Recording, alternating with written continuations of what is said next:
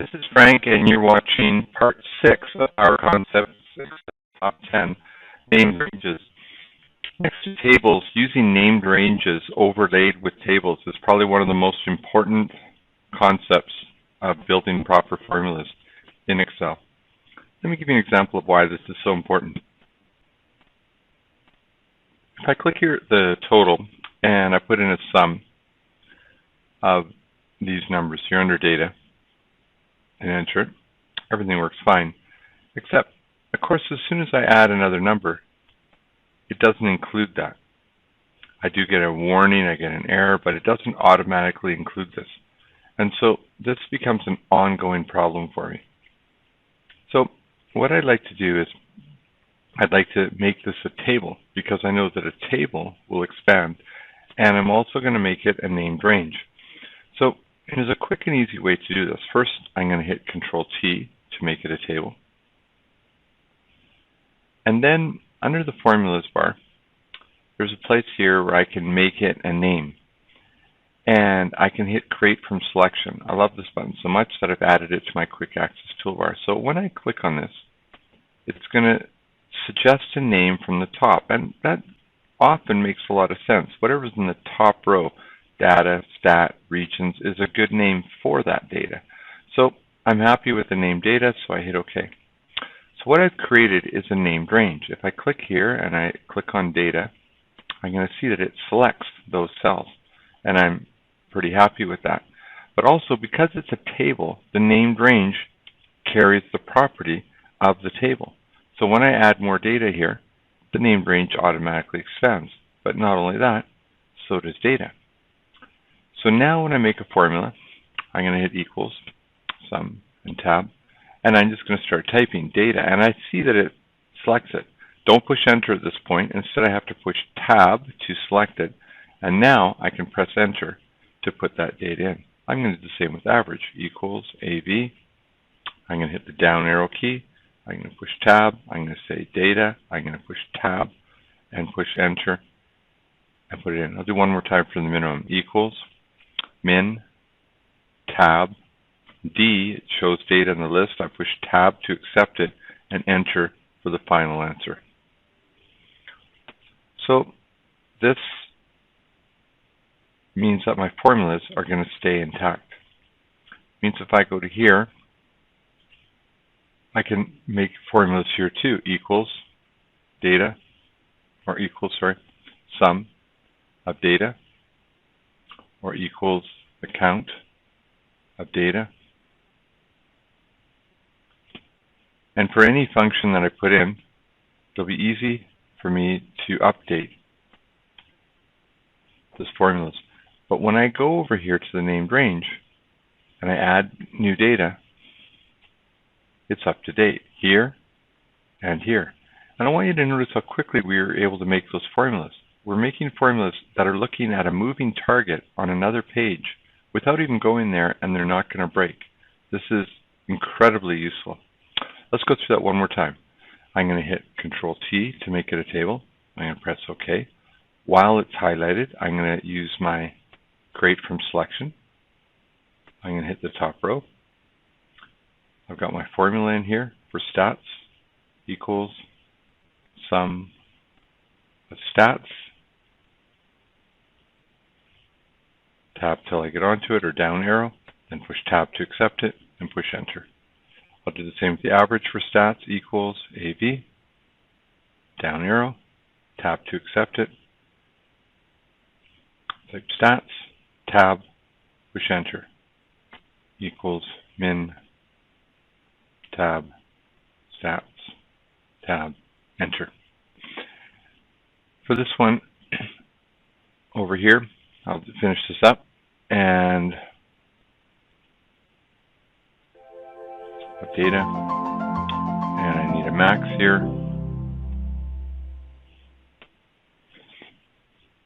If I take these formulas and copy them over, we don't have absolute references, but they still work like absolute references because they're referencing a named range. So the data actually works like an absolute reference. In this case, I want to replace the word data with stats. I'm going to just select these.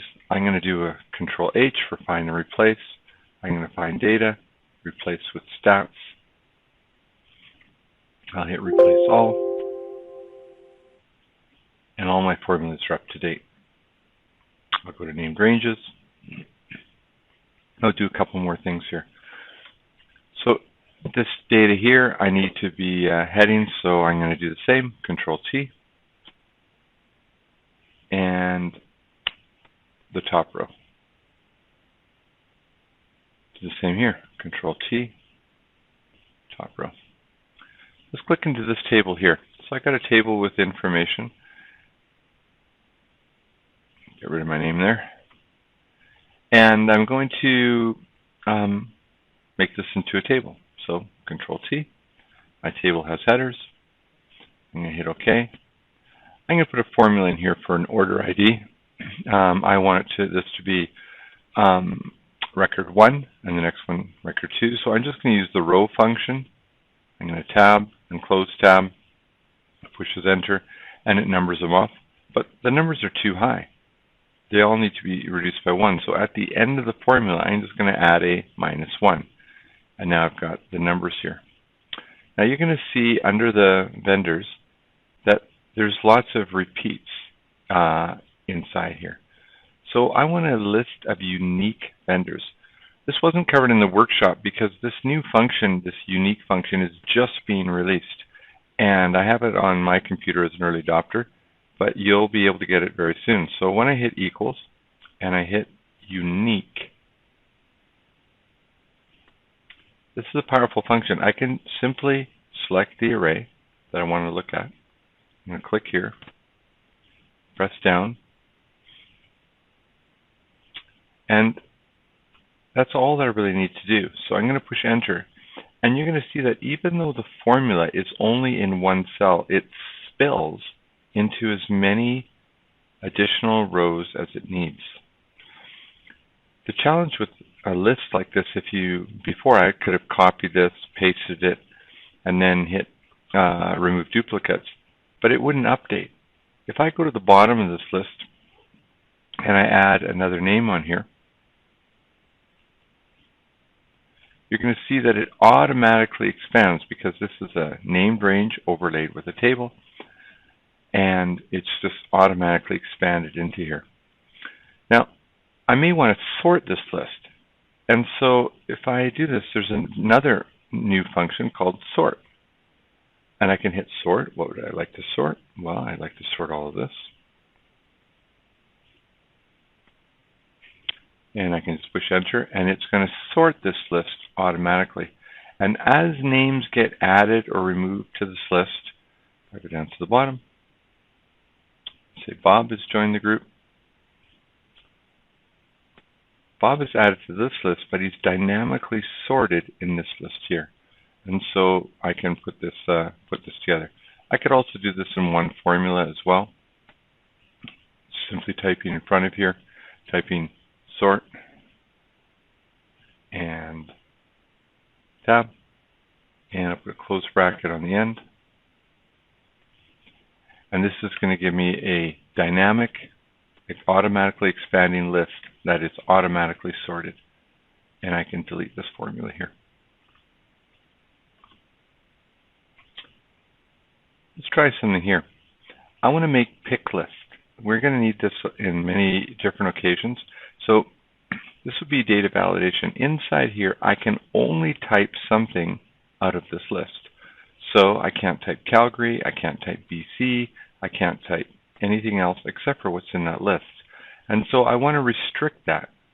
And so under the Data tab, there's a powerful feature here called Data Validation, which I like so much that I've added it to my Quick Access toolbar. When I click on this, it says that in this cell you can add anything you want. But I'm going to say, no.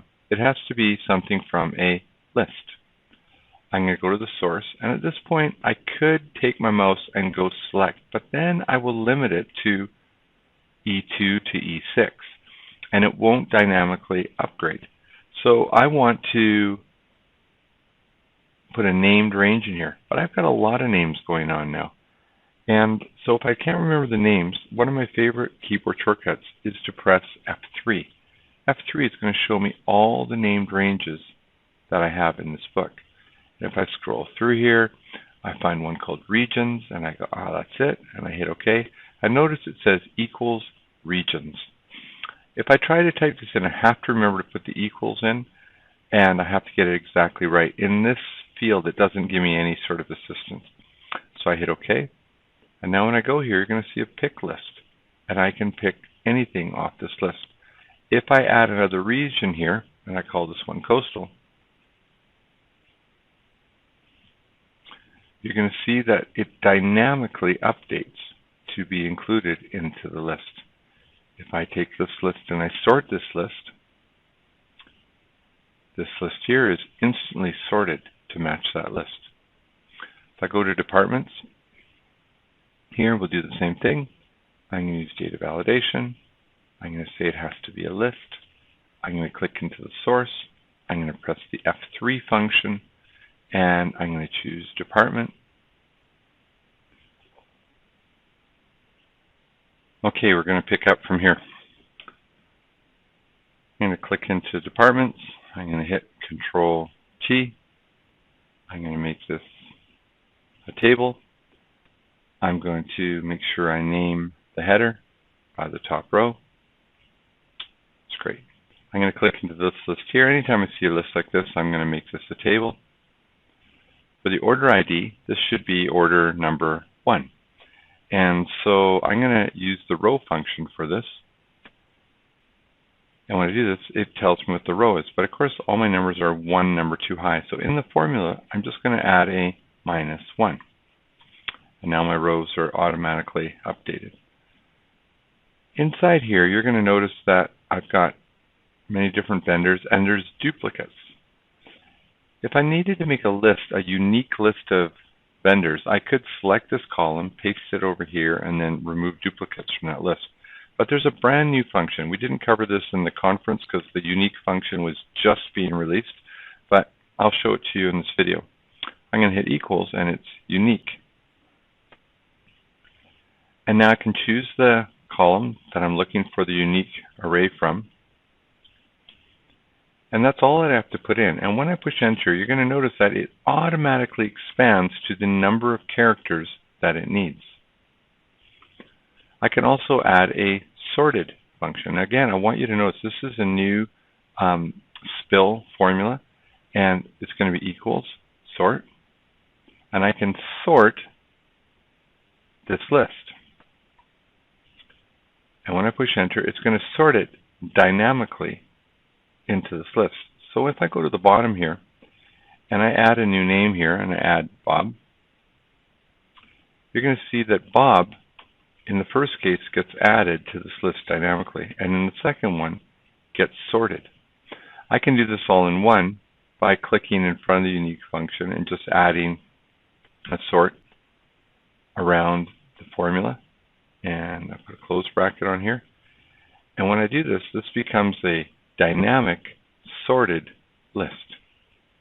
I can take this column, just get rid of it, no problems, it doesn't need it at all, and it automatically sorts. So two brand new functions, spill functions. Why we like these lists is because here under regions, I want to make this a box, a pick list where I can only put in something from this list. I can't type in BC, I can't type in Calgary, I can only put in something from that list. And so in the Data tab, there's a cool feature called Data Validation. I liked it so much, I've added it to my Quick Access toolbar.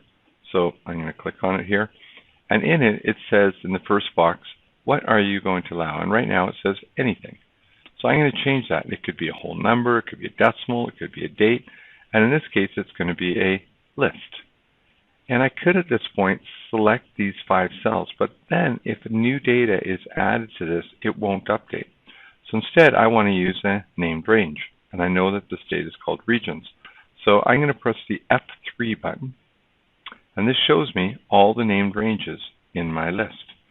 So I'm going to go here and I'm going to say regions, hit OK, and hit OK, and you're going to see that this is a pick list that has exactly those names. If I go here and I add a new region, this list will automatically, dynamically be up to date. If I click in here and I sort this list here will automatically and dynamically be updated. Let's try that again with departments, data validation. I'm going to say it's a list. I click into the source. I press F3. I'm going to say it's departments. I hit OK and OK. And I get the list that's in that department. Now for vendors, it's a little trickier because I'm using this new area here. So I'm going to use my data validation. I'm going to say it has to be a list.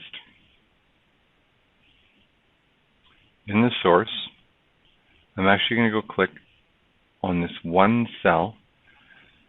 But this formula in here is the unique function. And so it automatically spills. And the way I can tell it, I'm looking at more than one cell here, is I have to put a hashtag at the end. That's the code if I'm using one of these spill functions. So now when I hit OK, I get a list that is dynamically up to date with the list that is here. Okay, let's try the assignment. In here, how many unique things in this list? Again, it's very straightforward. Equals unique.